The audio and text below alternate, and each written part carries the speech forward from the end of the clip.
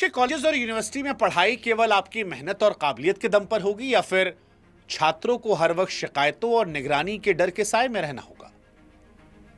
यह सवाल आज जरूरी इसलिए है क्योंकि जनवरी 2026 में यूजीसी के जो नए नियम आए उसने एक ऐसी बहस छेड़ी है जिसे अब नजरअंदाज नहीं किया जा सकता। यहां दो तस्वीरें आती हैं। एक तरफ मोदी सरकार और यूजीसी का विजन, जिसमें वो कैंपस को भेदभाव मुक्त और सुरक्षित बनाने का दावा कर रहे हैं।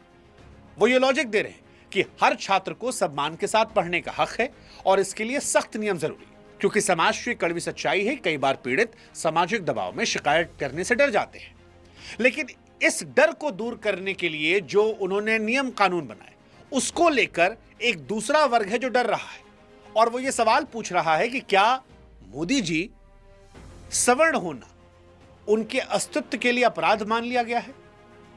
वो ये पूछ रहे हैं कि मोदी जी, ऐसा क्यों लग रहा है कि हमारे खिलाफ आप एक ऐसा कानूनी घेरा बना रहे हैं जहां पर अपनी बेगुनाही साबित करने का हमें मौका ही नहीं मिलेगा। अब मोदी सरकार ने डर को भगाने के लिए जो नियम बनाया, उससे पैदा हुआ डर यह साबित तो नहीं करता कि नियम गलत है। हालांकि यह चर्चा जरूर छिड़ता है कि क्या यूजीसी और मोदी सरकार के नियमों को और बेहतर बनाने की जरूरत है? क्या वाकई बराबरी के नाम पर एक ऐसी व्यवस्था तैयार की जा रही है जहां सवर्ण होना आज सवर्णों की सबसे बड़ी कमजोरी बन रहा है? देखिए, यह सवाल बड़ा महत्वपूर्ण है और सोशल मीडिया इन सवालों से पटा पड़ा है। लेकिन इस सवाल को समझने के लिए हमें पहले यूजीसी के नियमों को समझना पड़ेगा कि क्या और क्यों ये नियम लागू किए गए। तो यूजीसी के जो नियम है वो 13 जनवरी 2026 को सामने आते हैं। सरकार का कहना था कि इन्हें नई शिक्षा नीति के तहत लागू किया जाएगा ताकि पढ़ाई की जगहों पर सभी को बराबरी का मौका मिल सके। पिछले कुछ सालों में कैंपस के अंदर भेदभाव की जो खबरें आई, उन्हें देखते हुए सरकार यह महसूस करती है कि पुराने नियम काफी नहीं थे और इसीलिए मोदी सरकार हर कॉलेज में खास सेंटर और कमेटी बनाना जरूरी कर रही है। अब नियम यहां पर यह कहते हैं कि अगर किसी छात्र को लगता है कि उसके साथ कोई गलत व्यवहार हुआ है तो वो ऑनलाइन या फिर हेल्पलाइन के जरिए जाकर शिकायत कर सकता है और कॉलेज को 15 से 30 दिनों के अंदर इसकी पूरी जांच करनी होगी।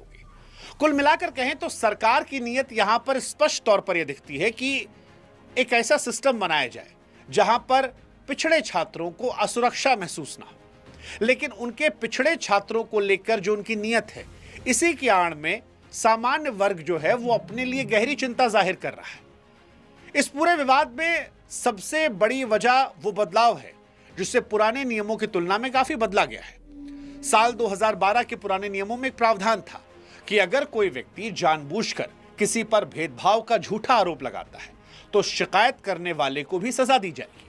अब यह एक तरीके का सुरक्षा कवच था ताकि जो नियम बनाए गए हैं उनका गलत इस्तेमाल ना किया जाए।